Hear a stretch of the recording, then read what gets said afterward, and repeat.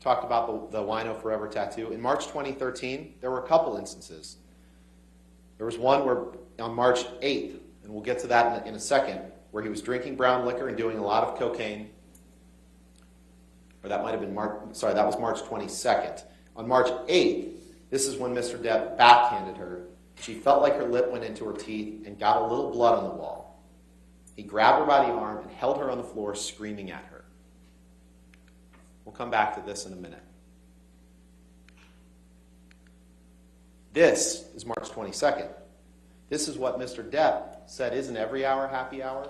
Again, totally abandoning any responsibility for behavior like this. But what happened on March 22nd is he wanted Ms. Heard to remove a painting by her ex-partner, and he wanted to admit to an affair that she wasn't having.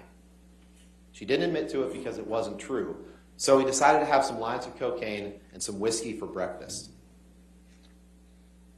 And then, on the way to filming the Keith Richards documentary, after a multi-hour argument, he grabbed their dog, their teacup Yorkie, and holds the dog, Boo, out of the window of a moving car. And he's howling like an animal, Miss Heard said, while holding the dog out of the car. That is abuse, ladies and gentlemen. That's abuse. Let's go back to this, because Ms. Vasquez read a parade of witnesses that she believes support Johnny's defense in this case. But as you've seen over the course of this proceeding, these witnesses, as I previewed in the opening, almost all of them are witnesses on his payroll. They're all scared to say anything bad about him, and they've seen what happens to people who do.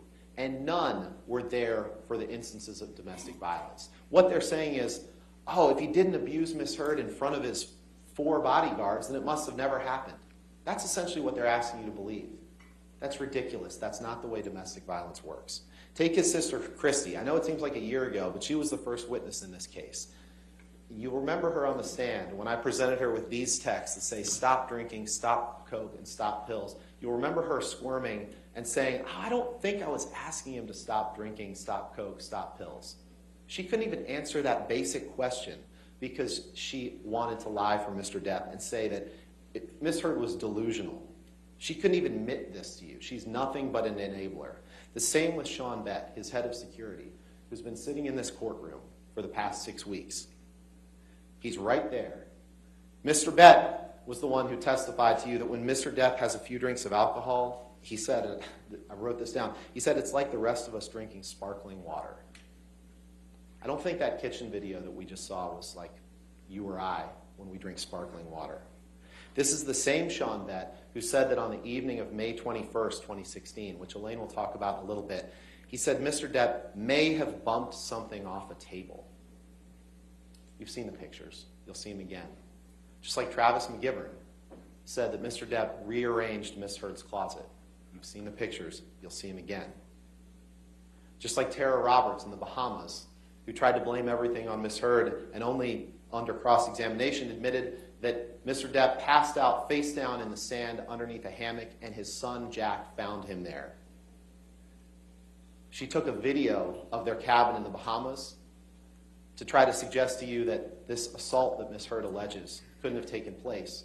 But conveniently, she didn't take the camera into the closet where Mr. Depp held Miss Heard, hit her. We'll get to that incident. She didn't take the video camera into the bathroom where he sexually assaulted Miss Heard.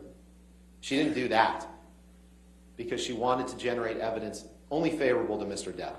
Think about Sean Bett and Starling Jenkins' conflicting stories about the birthday party on April 21st. Remember, Mr. Depp experienced horrific financial news the evening of that night, April 21st, 2016. He learned that he was essentially out of money and he needed to start selling things.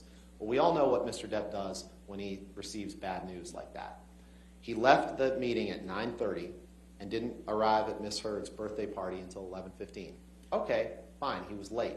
But we all know what he does when he has that hour and 45 minutes of free time and he's stressed out about something. Mr. Bett testified, remember he said, I took him to his home on Sweetser Avenue, his other home, to pick up a birthday present for Miss Heard. That's what he said. That's what he said. Mr. Jenkins, you may remember him, he testified by the video link on the stand, and I said, you don't know what he did in that intervening time period. And he said, oh, yes, I do. I do. He said, Mr. Depp was visiting his sick mother. And I said, who told you that? And he said, Mr. Beck. The witnesses that Mr. Depp has paraded up here, who are here in person, they're here in person because they're on his payroll, almost all of them. And they're telling you whatever they think they need to tell you to get you to take Mr. Depp's side, just as we previewed they would do in the opening. But Mr. Depp would go through periods where he would apologize, where he would be grateful. I have no doubt that there were times when Mr. Depp wanted to get better. These are texts, PX 120A and 120B. I won't read them all to you. These are texts that Mr. Depp sent to Paige Heard, Amber's mom, after detox on the island in 2014.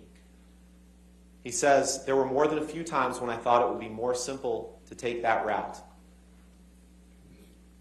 Meaning go for a swim and swallow a big drink of ocean. And he said it was Amber and Amber alone that got me through this. There is no luckier man on this earth to have the strength that Amber gives me and the full support of each of you. So as you're weighing the evidence and you're weighing Mr. Depp's credibility, think to yourself, what do I believe? What he has a motive to say on the stand, or what he wrote contemporaneously with the events? Take his own words to Amber after the detox. Just to let you know that I'm fine, my angel. I miss you, of course, but this was the right thing to do to speed up the process. I love you more than life. But then there were these days. Then there were times like this. This is sent on March 9th. We had a slightly grim morning, is the way Mr. Depp describes it. You'll remember the text from a few days later, referred to as the disco bloodbath text,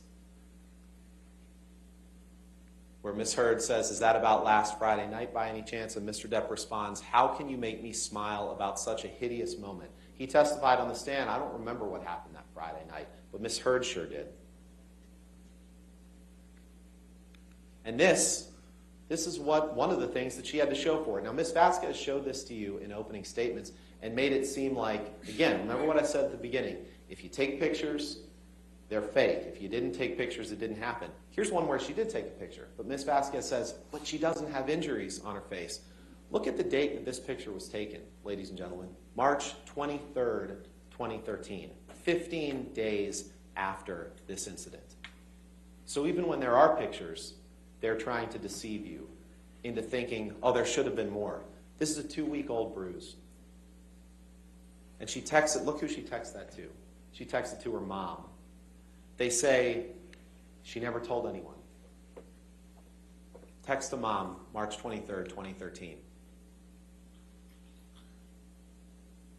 Let's go to Hicksville. You remember Hicksville, obviously. There's been a little bit of discussion about that in this case. This is where Mr. Depp got jealous that a woman named Kelly Sue was sitting close to Miss Heard and maybe had her arm around her at a campfire. And everyone was having a good time. There were some mushrooms involved. There was some drinking.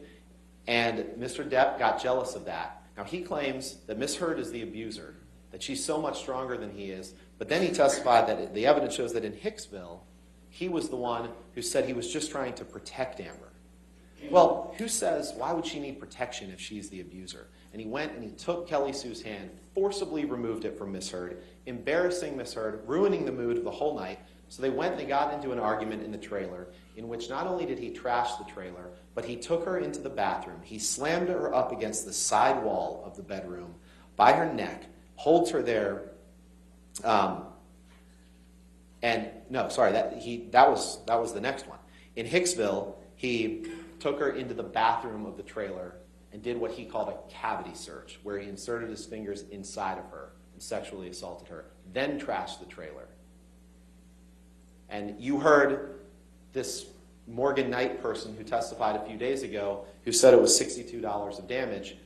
You also heard evidence that the way he got involved in this trial was by reaching out to one of the main Johnny Depp fan influencers on social media. And you saw that text. That's how he injected himself into this trial. There was way more than $62 of damage. You heard testimony from Rocky Pennington, Whitney Enriquez, and Amber about him trashing the trailer. And is that really a surprise? The man's admitted that he smashes things when he gets angry. The man's admitted that he's smashed hotel rooms. You saw the quote that he admitted to the other day, that when he wants to hit something, he's going to hit it, and he doesn't care about the repercussions. So in Hicksville, the Hicksville was late May 2013. This is another text to drug buddy Bettany, where he says, I, of course, pounded and displayed ugly colors to Amber on recent journey. I am an insane person and not so fair-headed after too much of the drink. Weed, pills, fine. Booze, my capacity is too large and I won't stop. Ugly and sad. Oh, how I love it. There appears to be an Amber Alert, but I think we're okay.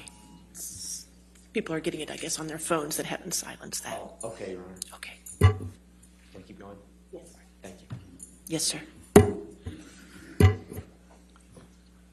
So that's after Hicksville. This is what I was getting to next. Remember the testimony about Mr. Depp being drunk on his yacht on the island in the Bahamas in 2013, when Mr. Depp looked a little scary by the way his body fell into the water, and Lily Rose, his daughter, started to cry. Miss Heard comforted Lily Rose, and then Depp accused Amber of making them aware of this, that he was drinking again, making his kids aware of this. And he slammed her up against the side wall of the bedroom, held her up by her neck, held her there for a second, and said, I can fucking kill you, and you're an embarrassment. That's what he said. And then, do you remember what happened? Lily Rose and Amber helicoptered away from the island. And while Amber was in the helicopter with Lily Rose, Mr. Depp sends her this piece of poetry, calling her a lesbian camp counselor because she cared about his drinking, and just ridiculing her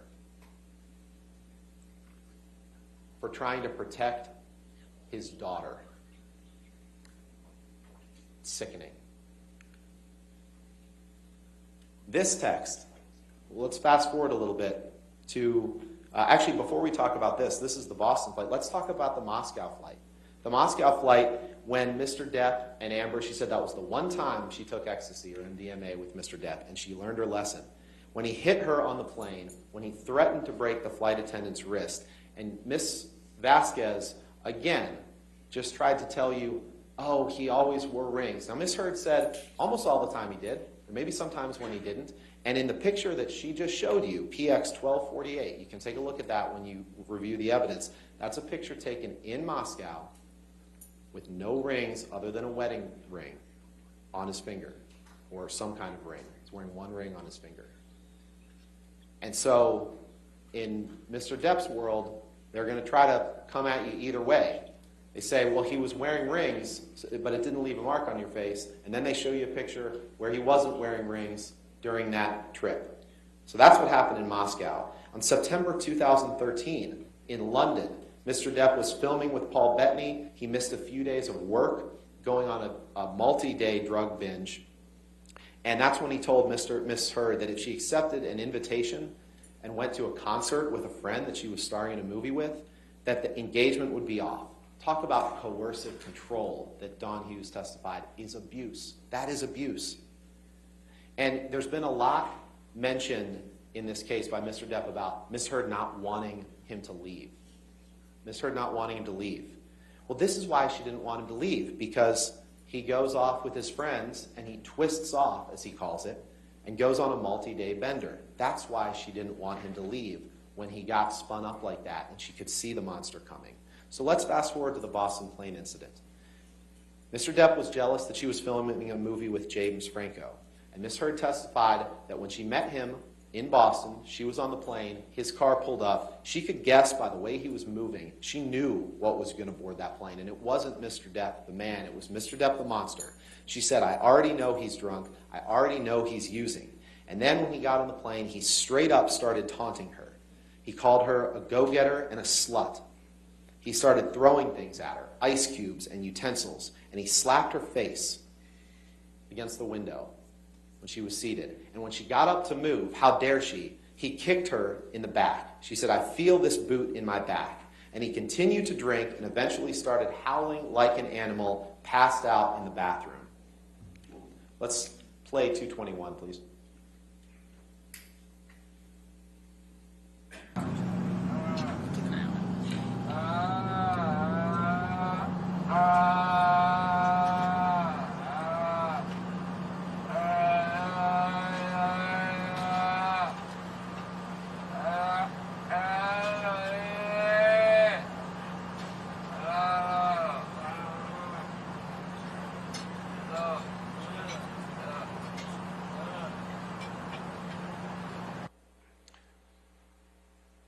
That's Mr. Depp on the plane, but he expects you to believe him that he didn't have anything to drink on that plane except for maybe one thing of champagne. That's what he expects you to believe. He's talked about blackouts. These blackouts where he doesn't remember what happened. He blamed them only on opiates, but we know they happen throughout, where he doesn't remember what's happened. As you're weighing the evidence, as you're assessing whether Mr. Depp has borne his burden of proof, think to yourself, do you believe Amber's account of what happened on the plane, or do you believe that person's account that you just heard? But actually, you can look at his account from a few days later, May 30th, in which he told, again, Paul Bettany, he said, "Drank all night before I picked Amber up to fly to LA.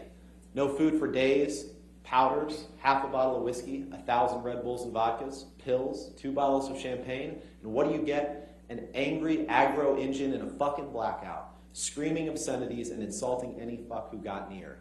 I'm done. I'm admittedly too fucked in the head to spray my rage at the one I love. For little reason as well. I'm too old to be that guy, but pills are fine." And he expects you to believe that he's carried his burden of proof in showing that no abuse happened on that plane. You don't have to look at just that. You can look at this text to Patti Smith when he says, "When I was in NYC, they were brief visits, and I fucked and charged by horrific fights with Amber. I fucked up and drank and got shitty, was so disappointed in myself." You can look at his text to Miss Heard the next day, where he says, "Once again, I find myself in a place of shame and regret. Of course, I am sorry. I really don't know why or what happened." Well, no wonder. You heard the voice on the plane. Of course he doesn't know what happened. "But I will never do it again. My illness somehow crept up and grabbed me. I must get better. I love you and feel so bad for letting you down." And what his response has been throughout this trial to things like that is blaming Amber, saying he's just placating her. Is that carrying his burden of proof and showing that abuse hasn't happened even a single time? This is in the lead up to Australia. But before we get there, we can talk about January 25th in Tokyo at the premiere of Mordecai, where he did slam her up against the hallway wall, wailed on her, and he did get on her back in the closet. And what do they say? Look at her backless dress. She doesn't have any bruises. She testified herself that she was checking out pictures because she was concerned that there were. So now their theory is if there's no marks, it didn't happen. We all know that's not the case. February 2015, this is when they got married. The day they got married, you heard the testimony from Io Tillett Wright that where Mr. Depp told him, "I can now punch her anytime I want and no one can do anything about it." He'll say it's a joke he made on his wedding day. Then we fast forward to Australia, where Miss Heard is flying from London, where she's filming The Danish Girl, to see her new husband for the first time since their wedding. And these are excerpts from DX 353. All but the bottom right one are in the days leading up to this, where he's on a drug-fueled bender. He's hanging out with Marilyn Manson. He's getting drugs from his assistants who are enablers. Again, there's a reason you didn't hear them testify in this trial. They're getting him drugs for days and days. And then the one on the bottom right, you'll remember you've seen a couple times. This is after he chopped his finger off, when he says, "Need more cocaine and ecstasy." So, and no one, Miss Heard was in touch with his assistants, but no one told her the hornet's nest that she was walking into. And we all know what happened in Australia. We all know that Mr. Depp, she gets there, he pulls out a bag of MDMA, and he took a handful. She didn't say he took 10 at a time. She did say he took 8 to 10 over the course of that period. The second day, Mr. Depp, who claims that Miss Heard refused to do a post-nup, calls Amber's domestic relations attorney, Michelle Mulrooney, you heard from her, when he was drunk, and he fired her. And he told Amber for about the 25th time, she said, the only way out of this is death. I don't want a post-nup. And then she said she remembered him slamming up against the wall. And I won't go through, you remember her testimony from Australia. You remember her saying that he had her by the neck, squeezing her neck. You remember her saying that he threw her on the games table like a ping pong table. You remember seeing the pictures of that broken table.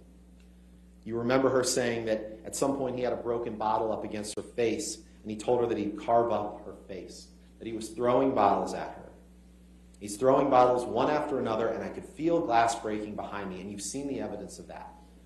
And he was just over and over again smashing the phone into the wall, screaming at me as she watched it break into pieces. Now, she doesn't know how he lost his finger. She said that she saw him smash a phone to pieces, and you heard him get impeached the other day with his testimony from the UK, which was different from what he testified here, where he said he did smash a phone.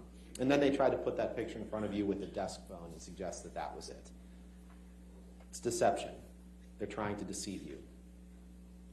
And then you heard Ms. Heard testify that the next morning she found meat that he had left all over the house. But not before what happened before she went to bed that night. Where Ms. Heard testified, and I remember trying to get up, and I was slipping on the glass. I was wanting to move. I felt this pressure in my pubic bone. I remember just not wanting to move because I didn't know if it was broken. I didn't know if the bottle that he had inside me was broken.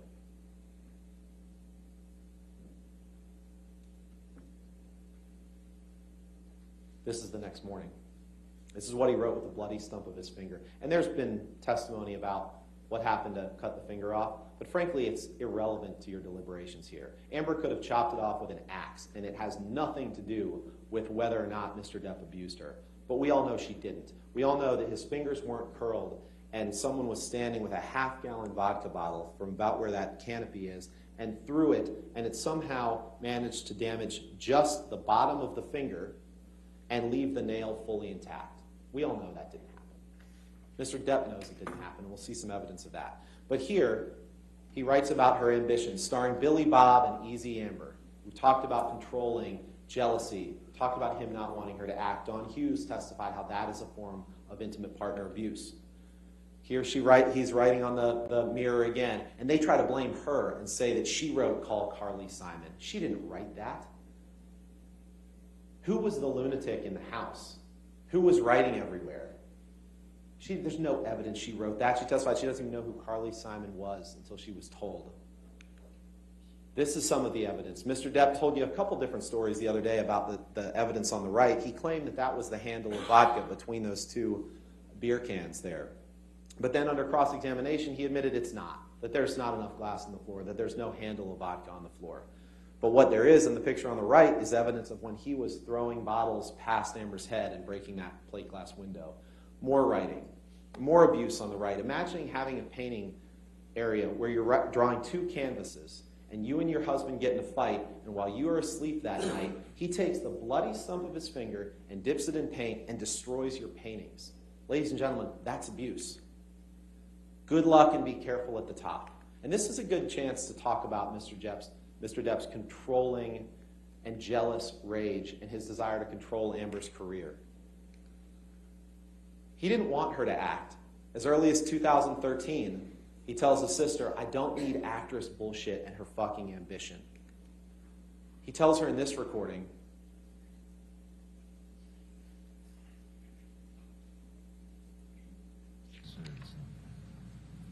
If you look at the bigger picture, what is the became irrational when you're doing movies. I become jealous and fucking crazy and weird. And, you know, we fight a lot more. I become jealous when you're doing movies. I become irrational and fucking crazy and weird. Out of his own mouth. This is some of the notes of Dr. Blaustein, his therapist. Called him self-destructive. Something about wait up to fight the devil. Jealous. And I know this is hard to read, but you can see jealous. You can see paranoia, fear, envy. He wanted to control her. He wanted to own her. He didn't want her to have any career. And then he says things like, I have other uses for your throat, which do not include injury. No one who hasn't previously grabbed someone by the throat would write, which do not include injury. But we all know how Mr. Depp thinks along these lines, because you saw these two texts the other day that he sat on the stand and denied writing. And I'm not going to read them to you again, because they are the most vulgar, vile writing you can imagine. He said, that's not my style. I wouldn't write like that. Of course he would, and he did. These are texts that he produced, that he gave to Amber and our team in this litigation, from him to his personal assistant, Stephen Deuters. This is the way he thinks about women. This, not what you heard on the stand, that. It's disgusting. He admitted that he cut his finger off. This is evidence of him admitting to it to people other than Amber. I cut the top of my middle finger off. Says that to Dr. Kipper. Says it again to Dr. Kipper. The bottom one he says to Nurse Velati, I just chopped my finger off. But he does say it to Amber too. Remember, we played this one 4 times, and Mr. Depp denied that he was actually saying, the day that I chopped my finger off. Let's hear it one more time. I'm talking about Australia, the day that Now we're talking about Australia. Okay. The day that I chopped my finger off. So let's fast forward to March 23rd, 2015. After just a few weeks in Australia, Mr. Depp has a finger injury, no doubt about that. He comes home. He gets what they call a soft cast on it, which you heard his treating physician and our experts say it doesn't have sides on it, but it's a hard plaster cast over the top of his finger that can be wielded like a club. And they got in an argument when Miss Heard discovered that he was having an affair with a woman named Rochelle that had been going on before the wedding, after the wedding, and she confronted him about that. No surprise there. They got in a huge argument. At some point in the argument, he bolted up the stairs. Now, Travis McGivern claims that she threw a Red Bull can at him. She and Whitney Enriquez say that absolutely didn't happen. But even if you believe Mr. McGivern, at some point, Mr. Depp went up the stairs. He went to the fight. This is the man that claims he always wants to run, and this time he had his bodyguard with him. So he could have just walked out the door, but he runs up the stairs, and Miss Enriquez is standing on the precipice of the stairs, and Amber admitted that when she thought he was about to push her down the stairs, as he's grabbing at her and Amber with his free hand and trying to club them with the casted hand, that she said, I punched him square in the face. I punched him square in the face. And they showed you a picture of the shiner that she had, that Mr. Depp had. Miss Heard doesn't deny that. They're trying to say she's the abuser for defending herself and her sister from this animal who's running at them. This person that they claim couldn't possibly have done this because he had a hurt finger. Yet he could have done this. This is what Mr. McGivern said was rearranging her closet. I don't know what you all do when you rearrange your closets, but I hope it doesn't look like this. This is throwing a clothing rack down the stairs. This is knocking this over.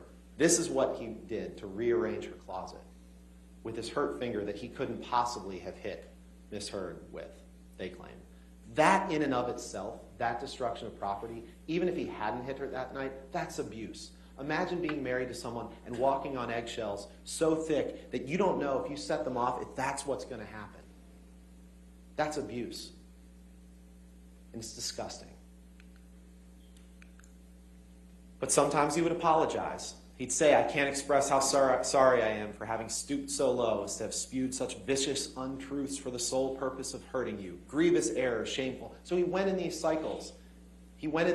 She thought he could change for good. And when it was good, it was really good. But then sometimes things like December 15th came around, where she remembers him chasing her in the kitchen. She remembers him shoving her 2 or 3 times and sending her toppling over a Chase lounge and saying, do you really want to go again, tough guy? And she looked at him, and he balled up his fist, leaned back, and headbutted her square in the nose and pounded her head with the back of his fist so she couldn't breathe on that bed that we're going to see in a second, where she was suffocating in this pillow top. And she said, this is when I thought I was going to die. He's going to kill me, and he doesn't even know what he's doing because he's out of his mind. And these are the pictures that they claim. I don't know what they're claiming. I don't know if they're claiming she painted on the bruise. Oh, you weren't hurt badly enough, so therefore you're making it up? Look under her eye. And again, their theory is that all of this is a lie. All of this was some grand hoax. If this were a hoax, ladies and gentlemen, she'd have worse injuries than that. She'd really do it up. She took pictures as they existed when she could at the time of abuse. And yet Ms. Vasquez has the nerve to say, well, why didn't she videotape an incident of abuse? What, as she's being hit, she's supposed to somehow grab a video camera with one hand while she's defending herself with another hand? You heard her in one of the audio tapes talking about when she hit him as he was trying to barge at her and she got her feet caught under a door as he's coming after her. And of course, as Don Hughes testified to, victims of coercive control like this, they do try to appease their abusive partner and apologize for things that aren't their fault. So as you're coming at me, Johnny, and you push a door into me, and I have to hit you to get away, to protect myself, yeah, she did apologize for that because that's the cycle of violence. That's what victims do. Yet they continue to blame the victim. There's no evidence she painted on that bloody lip. And again, if we're talking about a hoax, the next day she went on James Corden and they say, well, you can't see any injury there, so it must not have happened. She would have to be the dumbest person in the world to say, I'm going to commit an abuse hoax, but let's do it the day before I go on national television. Let's do it the day before. But you heard Melanie Iglesias, her makeup artist, testify in great detail, and I didn't even understand half the terms about makeup that she was using, but she testified in great detail about exactly what she did to cover up those bruises. The red lipstick that she put to cover up the busted lip. You heard the testimony of that from a neutral party who said exactly what she did. She talked about how she looked at the color wheel to neutralize the bruising. They claim it was just an accidental headbutt. Well, no accidental headbutt rips out hair. They claim, oh, Miss Heard somehow used a pocket knife to cut this portion of the bed out to stage this. Well, I don't know if that's a pocket knife or not, but the only testimony in this trial about a pocket knife is Whitney Henriquez saying that Mr. Depp carried a pocket knife in his pocket every day. We all know where that, if it is a pocket knife, where that came from. I think one of the most telling things about this incident is the text he sent to David Heard, Amber's dad, 2 weeks later, where he says, I meant to send this to you a week or so ago. I'm sending it to you now. And he says, I forget if it's a text or an email, but you can look at DX580. He says, yes, I fucked up and went too far in our fight. Because as a result of that fight and the bruises that all of her family saw, the family refused to go to the Bahamas with them for Christmas. The family refused to go to the Bahamas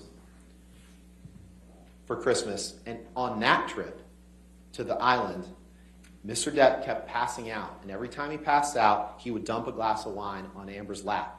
And she didn't like that, and she yelled at him.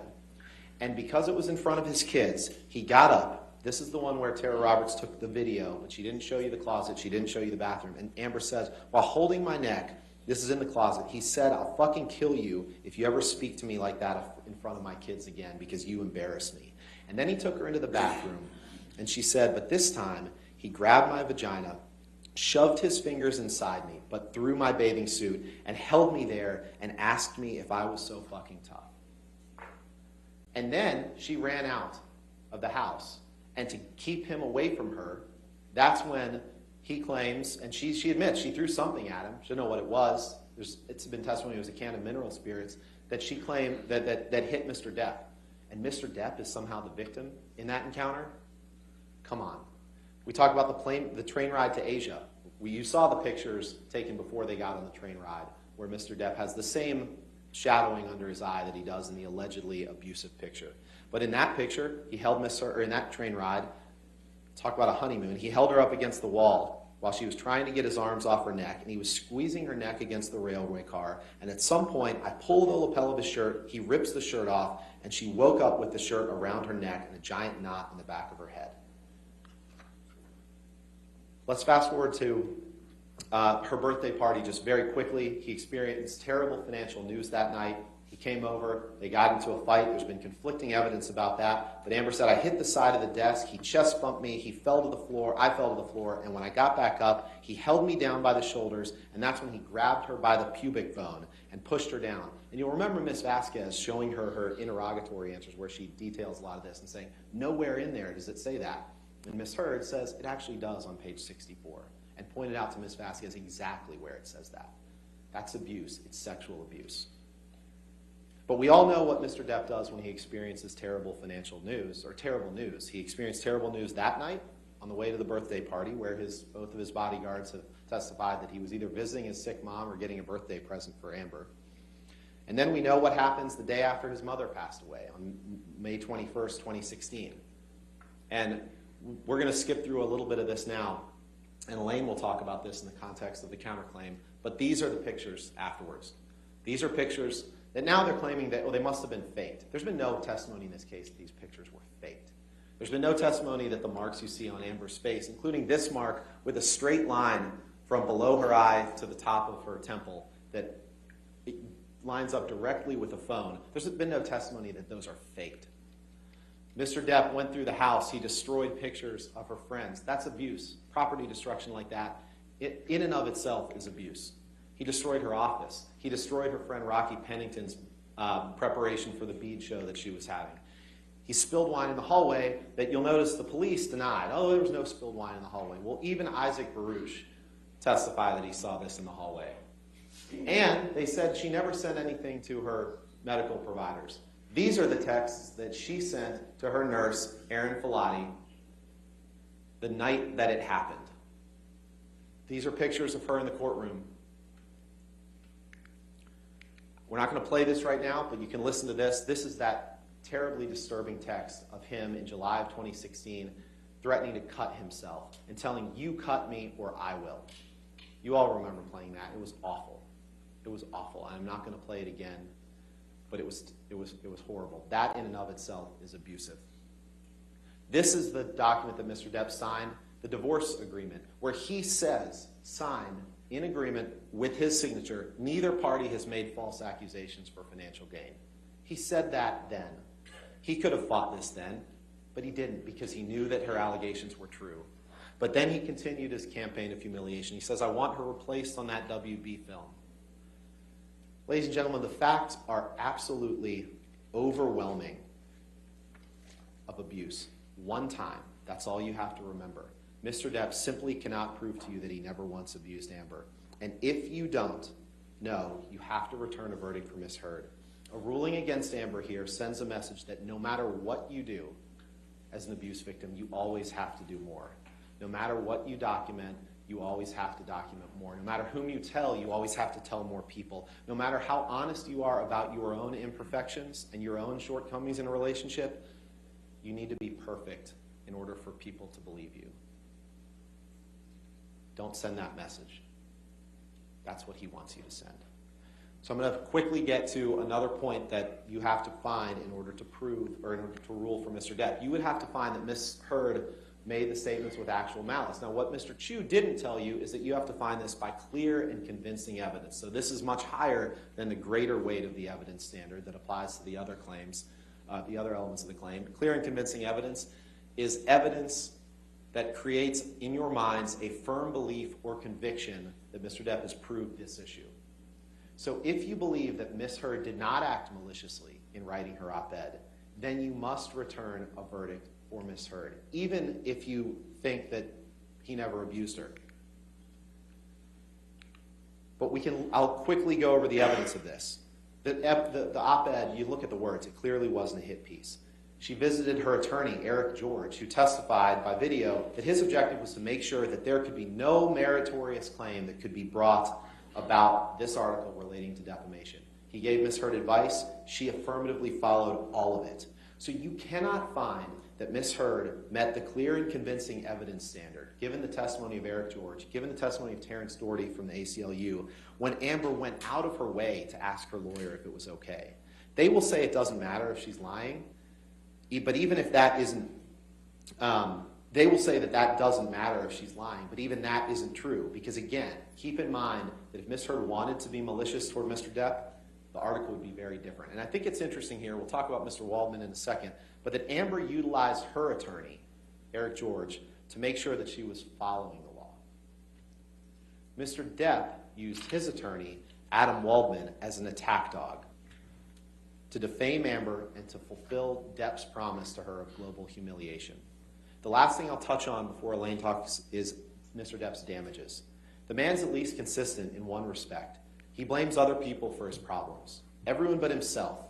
You heard us reading the stack of articles dating years before he broke up with Amber, before their marriage broke apart, talking about his problems, talking about the fact that his movies were flops, talking about the fact that he was late to the set, he's unreliable as an actor.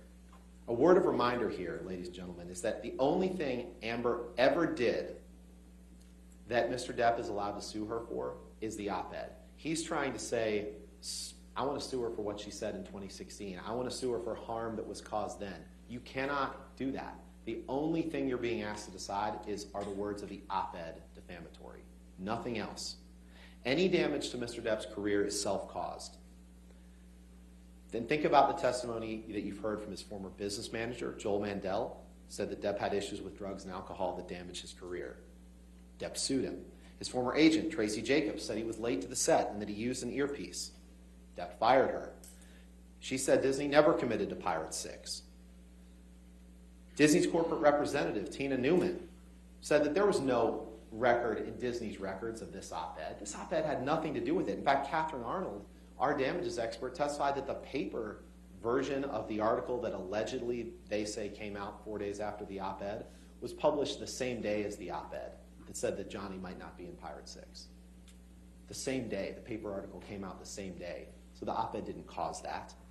There's no evidence of any contract by Disney for Pirate 6. His agent, Jack Wiggum, couldn't identify a contract. His former agent, Christian Carino, said that there's no contract. He didn't lose anything as a result of this op-ed. Anything he's lost is the result of his own choices. You also heard him lie to you. You heard him tell you that this was his first chance to tell his story. But let's break it down, because that's not true. He could have fought the TRO that Amber filed. He could have said, I didn't abuse her, but he chose not to do that.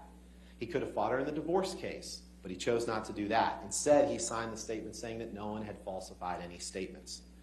He only filed this suit after he met Adam Waldman, the same Adam Waldman who convinced him to file suit against his former business manager, to file suit against his law firm, and fire them, and blame them for things. But by the time that Amber wrote the op-ed, Mr. Depp already had had another opportunity to tell his story.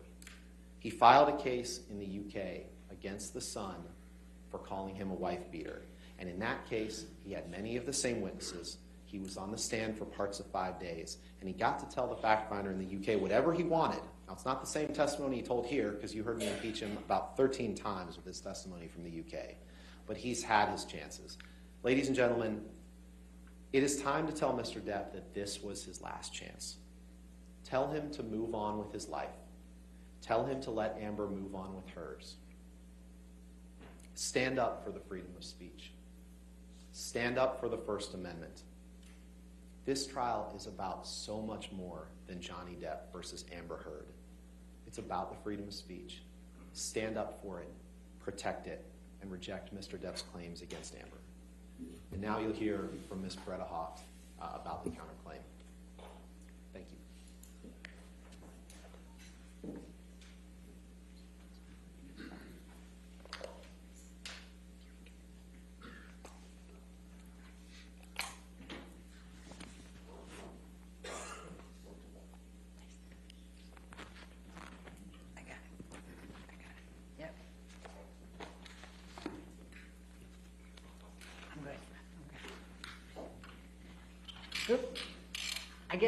I get to say good afternoon.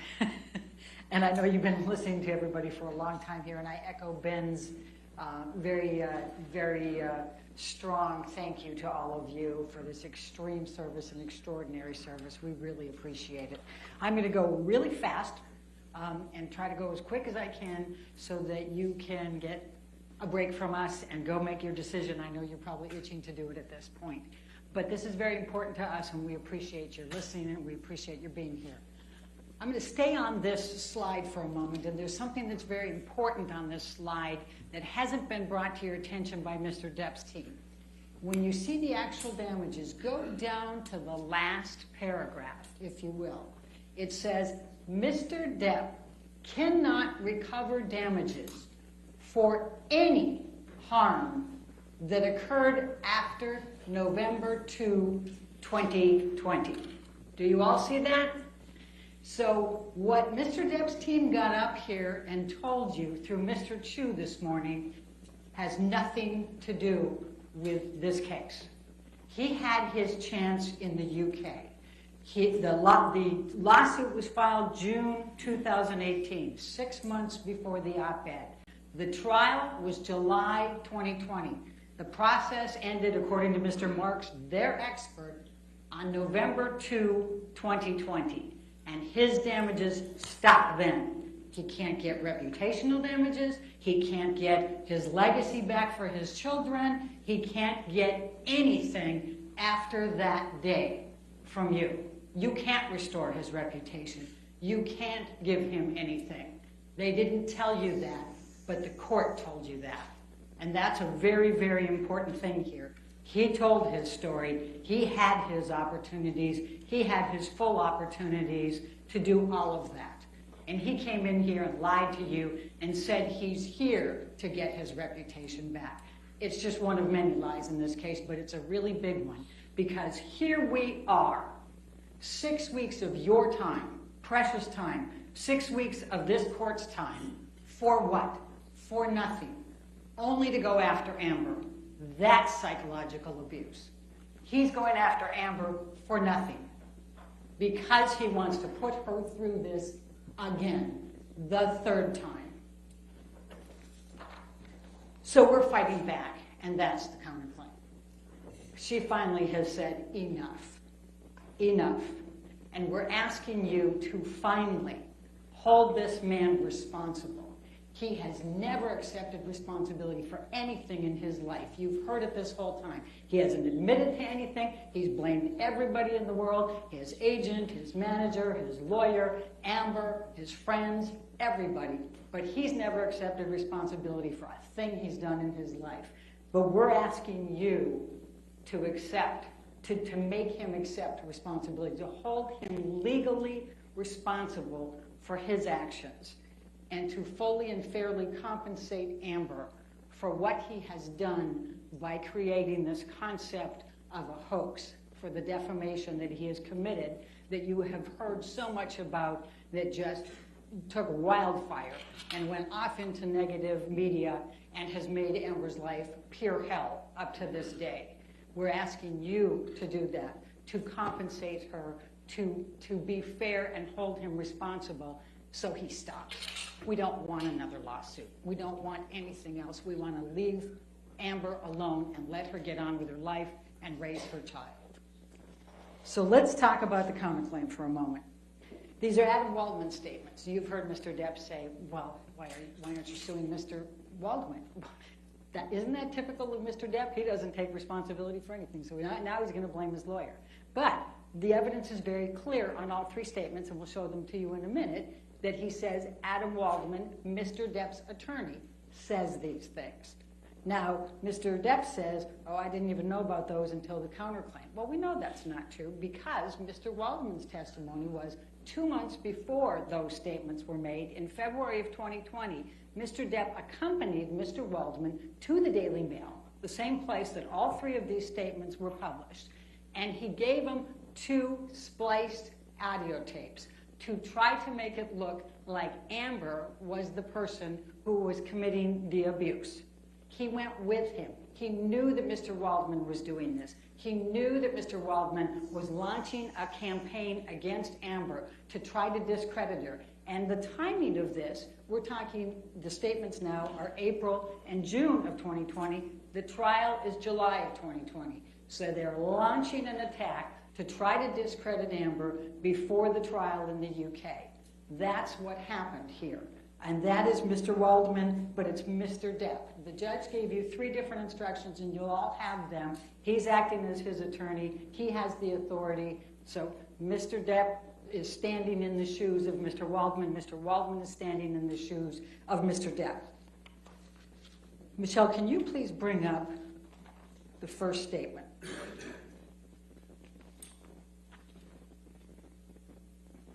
says, Amber and her friends in the media use fake sexual violence allegations as both a sword and shield, depending on their needs. They have selected some of her sexual violence hoax facts as the sword, inflicting them on the public and Mr. Depp. Now, what this statement is meant to imply is that Amber is lying about the sexual assaults and using them with the media to try to discredit Mr. Depp. That's the clear implications of this. Now, the first part of this is this contradicts Mr. Depp's claims today that the first time you ever heard about the sexual assaults that happened was in this case. It was in the UK case. This is the case that Mr. Depp brought in the UK. And instead of Amber Heard trying to put this out in the media, she did exactly the opposite. Now, this article's not in your evidence, but at least some of you will remember it being shown at one point with the title that said that Amber was successful in being able to treat her allegations of the sexual violence confidential in that proceeding. And it was treated confidential. She did exactly the opposite. She didn't want to tell people this. And you know that. You watched her on the stand. It was heart-rending for her to have to do this with the cameras, no less. But what else is false about this statement? It's that there was no false statements of sexual violence. Ben went through all four of them, and I will not repeat them all. You heard the testimony, and interestingly enough, you didn't hear any stories that differed from that with Mr. Depp. He didn't get on the stand and say, you know, no, this didn't happen, to at least a couple of them. And he can't in Australia. He can't remember anything, likely. But if you just look at the pictures of the destruction in that house, I mean, imagine painting those canvases and how long that took and how much hatred and rage you have to have for somebody to do something like that. Writing on the walls, tearing up her nightgown and wrapping pieces of raw steak and putting it all over the house. Remember that she also testified that he took her clothes and swiped them through all the paint before she left. You know these things happened. With respect to the malice on this one, you know he knows that he did these things. You know that he knows he was out of it for 3 days. And that's all that we need to prove for malice. But there's a couple of more facts here. But you can find whatever Mr. Waldman's done, and you can find whatever Mr. Depp has done. And both of those are the same for purposes of evaluating the verdict form. They stand in each other's shoes. When you have an agent, and that's what the jury instructions say, you can go with both. What did Mr. Waldman do? There was an article about the sexual violence that he had put from the April one that went into the trial. Amber's testimony, she was sitting near him in the trial. Adam Waldman threw that newspaper down in front of her defiantly. That's actual malice. And she was quite upset, and you heard her testimony on the stand about that. He was just inflicting it on her. Remember Bruce Whitkin's testimony. This was Johnny Depp's best friend for 40 years until he testified truthfully 4 years ago about the drugs and alcohol, and he stopped talking to him. There was a couple of really important things that Bruce Whitkin said. One of the things is he said he met Adam Waldman once. Adam Waldman said, "Do you have any dirt on the Mandels?" And he said no, and that was it. Then he didn't care.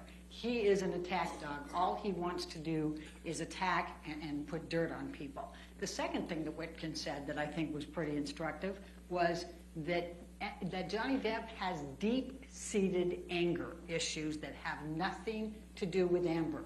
He remembered even back when Johnny was married to his sister-in-law, he had extreme jealousy even back then. And I think that's pretty significant. Remember, Mr. Whitkin also was called in a few times to intercede in some of these fights between Johnny and Amber when Johnny would become so angry.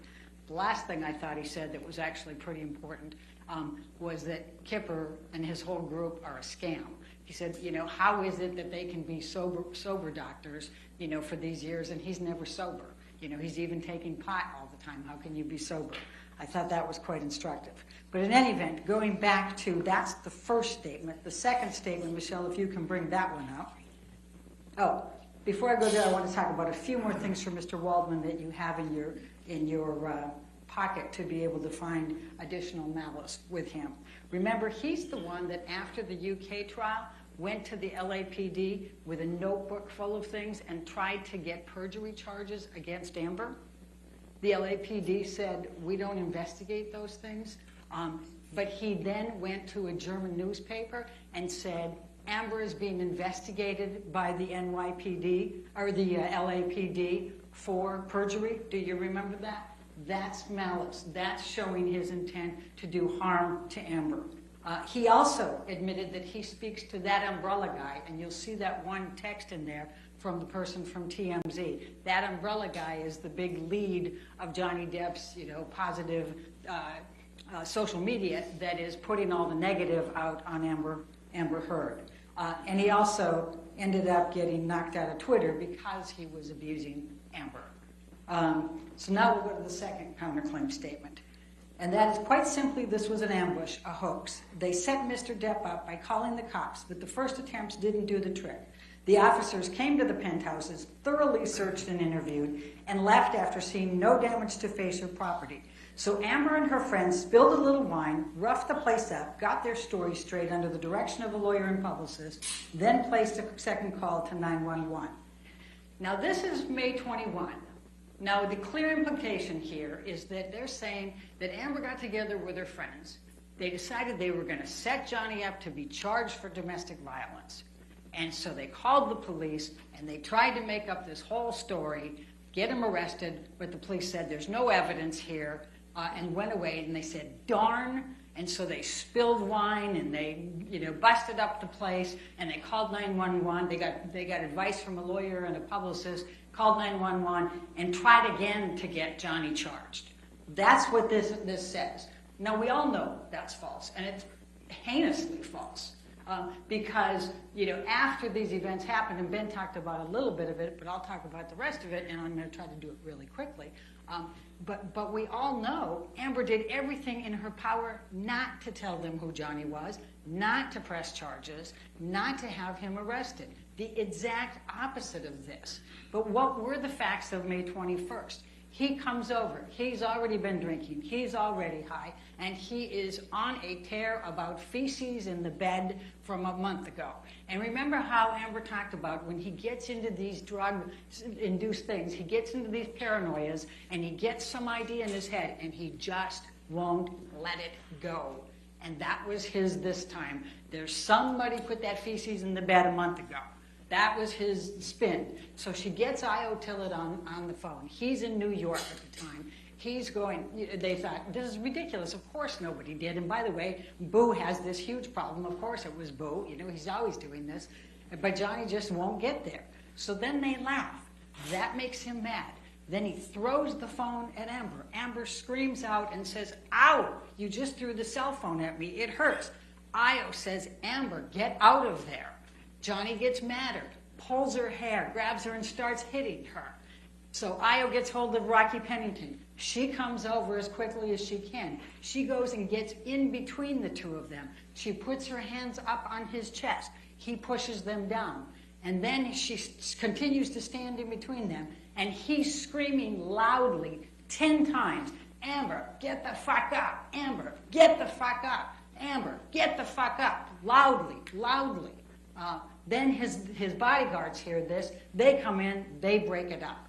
That's how that happens. But the next part of this, remember Josh Drew, and I think Elizabeth Mars was amazing in this one. Remember their testimony. After that, he goes and he has to, he always leaves a path of destruction as he's leaving. So he, bashes up things, and you saw Ben's pictures here on the picture frames, knocks things over as he's going, goes down the hallway, he's splashing the wine. He gets his bodyguards to let him into penthouse 5. That's where Josh and Elizabeth are trying to help with Rocky's bead thing for the next day. And he comes in, storming in, and he says, get your bitch out of here. And he's got the big magnum, and he's mad. And Elizabeth is just terrified. She barely knows Johnny. She's met him 4 times, and she goes ripping out of there as fast as she can. And Josh gets out of there, too. Then what does he do? He rearranges the furniture, or he might have knocked something off, one of the countertops or something, I think, is the testimony of his bodyguards. But you saw the pictures. He went through and trashed that place again as he left. Now, the next part of this is the police coming. Io calls the police. He's in New York. He calls the New York Police 911. He's afraid they're not going to get there fast enough. He still remembers December 15 because he came in afterwards and saw all of the injuries on Amber and all the evidence. And he's terrified that Amber's still in there, the police haven't come, and that Johnny's going to kill her. So he calls a friend in L.A. and says, please call 911. We got to get somebody there fast. So she calls 911. So we have 2 calls, and you'll see the call summary. And the call summary shows those 2 calls really close in proximity here. So it's not them, we didn't get the first police officer, so we'll rough up the place and make a second one. You'll see that they're like 8 minutes apart up there. But it took 2 hours to dispatch the 2 different ones, and Amber never even had any idea that the second one was coming. The first one's come. And, we've talked about it. We've shown you the pictures. The police officers admitted that those pictures could very much have been what was there that night. Remember, Officer Haddon, it was his first week on the job. Officer Science was three years on the job at that point. They say, they told Josh that if she will press charges, if she'll give a name, we can file a report and make an arrest. She wouldn't do it. You did hear from Detective Sandanaga. That's the domestic violence.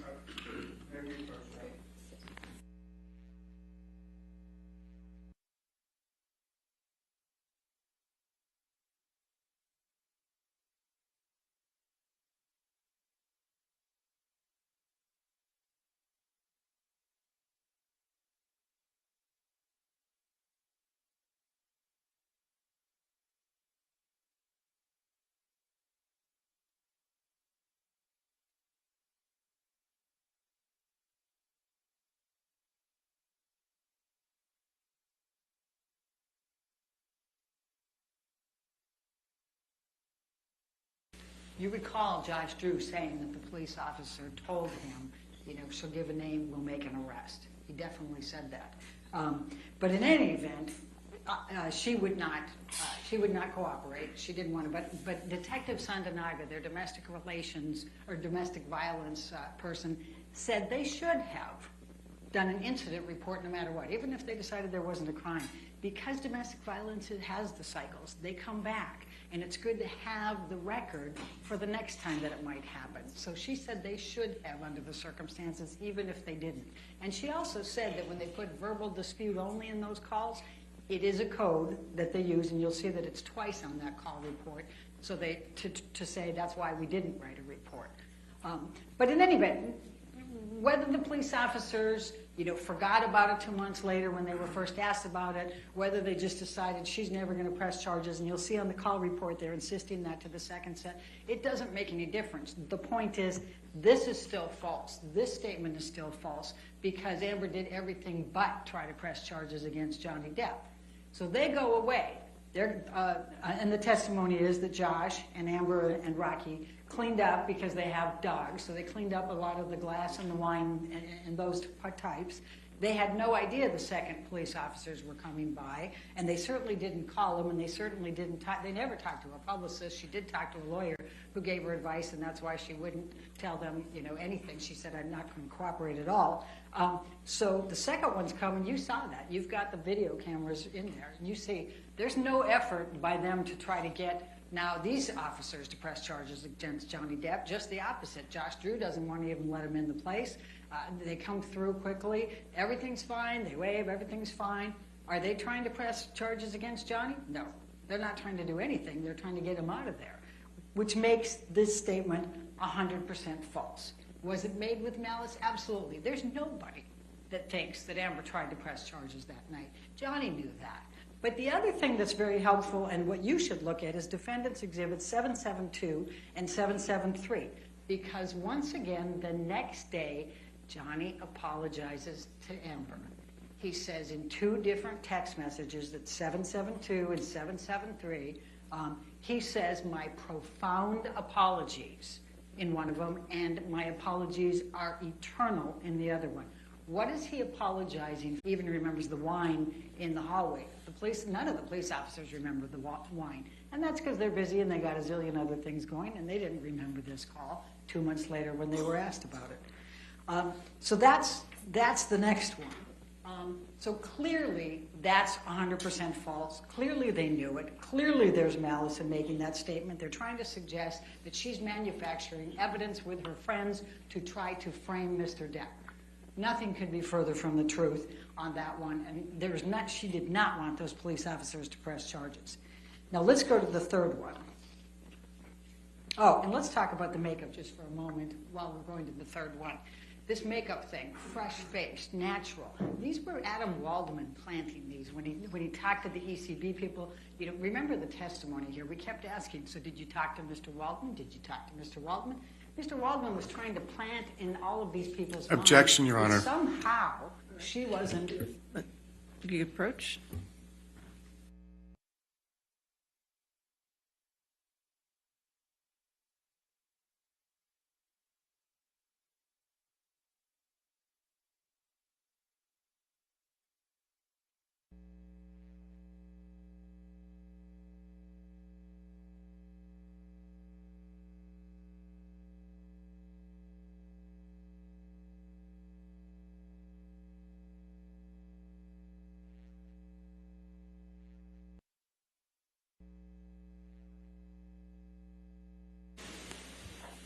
So I didn't say that any of the witnesses admitted that Adam Waldman planted that. I'm saying he planted it. That's me arguing the planting.